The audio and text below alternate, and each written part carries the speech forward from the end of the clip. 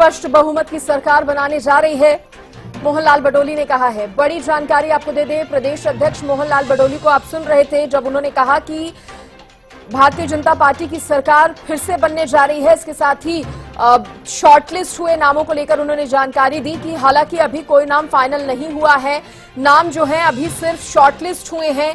इसके साथ ही उन्होंने जानकारी दी है कि दोबारा से छोटी टोली की जो बैठक है वो भी होगी और जिन पर चर्चा नहीं हुई है उन सीटों पर चर्चा जो है की जाएगी। प्रदेश अध्यक्ष मोहनलाल बडोली ने इसकी जानकारी दी। इसके साथ ही एक बेहद अहम जानकारी ये भी आ रही है कि मोहनलाल बडोली जो है वो विधानसभा का चुनाव नहीं लड़ेंगे और नायब सिंह सैनी को लाडवा से उतारा जाएगा चुनावी मैदान में। देखिए, इस पर ज्यादा जानकारी देने के लिए विशेष संवाददाता रवि कालीरमन मेरे साथ जुड़ गए हैं। रवि, बेहद ये अहम और बड़ी खबर सामने आई है। प्रदेश अध्यक्ष मोहनलाल बडोली जहां विधानसभा चुनाव नहीं लड़ेंगे ऐसी जानकारी है, दूसरी तरफ नायब सिंह सैनी लाडवा से विधानसभा का चुनाव लड़ेंगे। हालांकि हरियाणा न्यूज ने पहले से ही इस खबर को दिखा दिया था, बता दिया था।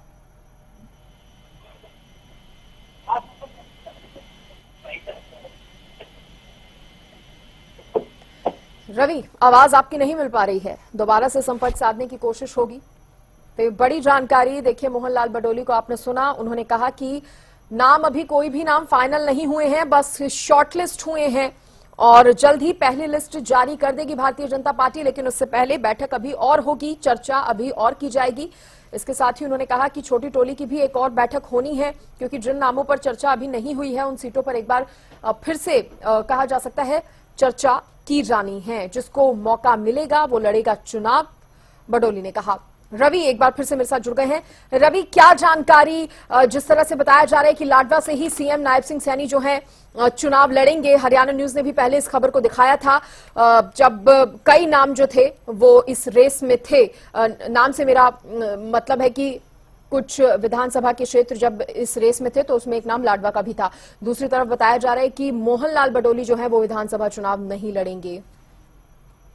और बिल्कुल देखिए, जिस प्रकार से मोहनलाल बडोली का बयान आया है, काफी बड़ा बयान उनकी तरफ से दिया गया है। उनकी तरफ से साफ कर दिया गया है कि मुख्यमंत्री नायब सिंह सैनी जो है वो लाडवा से चुनाव लड़ते हुए नजर आएंगे, लाडवा से वो चुनाव लड़ेंगे।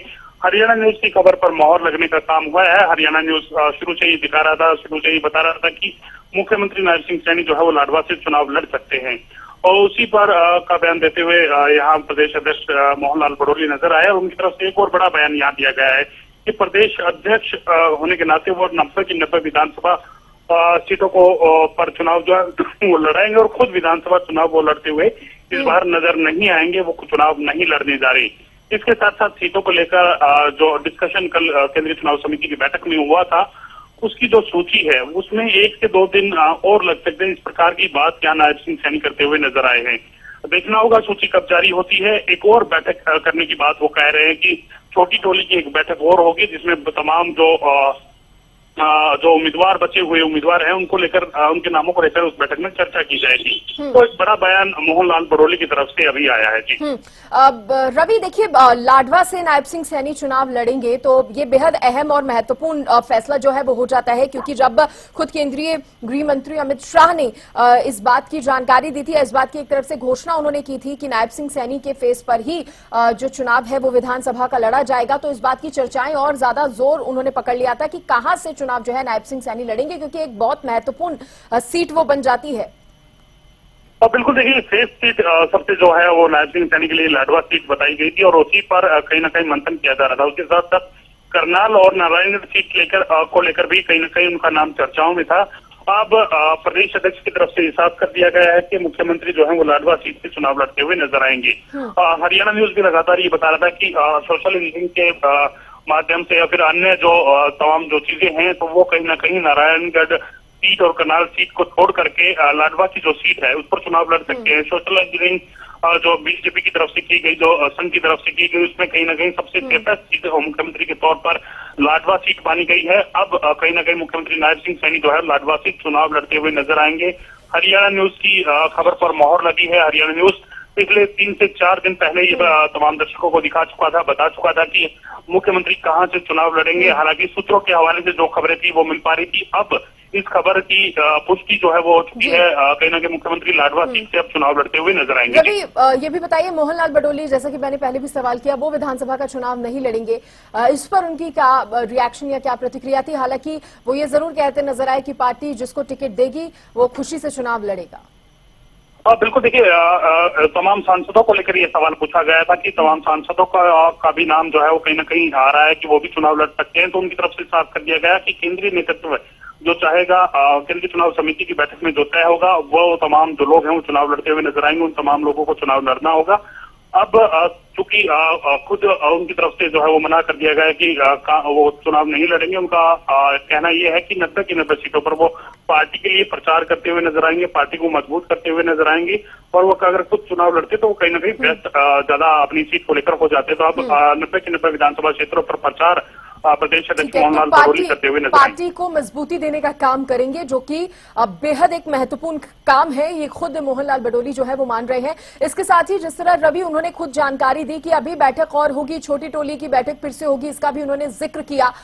तो इतनी बैठकें होने के बाद, इतनी चर्चाएं होने के बाद भी कि लिस्ट अभी फाइनल नहीं हुई है, अभी कहा जा सकता है कि नाम जो है वो शॉर्ट लिस्ट ही हुए हैं। ये बता रहा है कि किसी भी तरह की कोई जरा सी भी कमी जो है वो नाम को लेकर पार्टी नहीं करना चाहती है। इसलिए इतना मंथन, गहन मंथन जो है वो किया जा रहा है, इसलिए इतना समय जो है वो लिया जा रहा है। और ऐसा हमने जम्मू कश्मीर की जब लिस्ट जारी हुई थी तब कुछ जिस तरह की तस्वीरें सामने आई थी, जब हमने देखा था एक पहली लिस्ट जारी होने के बाद उसको वापस ले लिया गया था, फिर कुछ कम नाम जो है दोबारा से जारी हुए थे।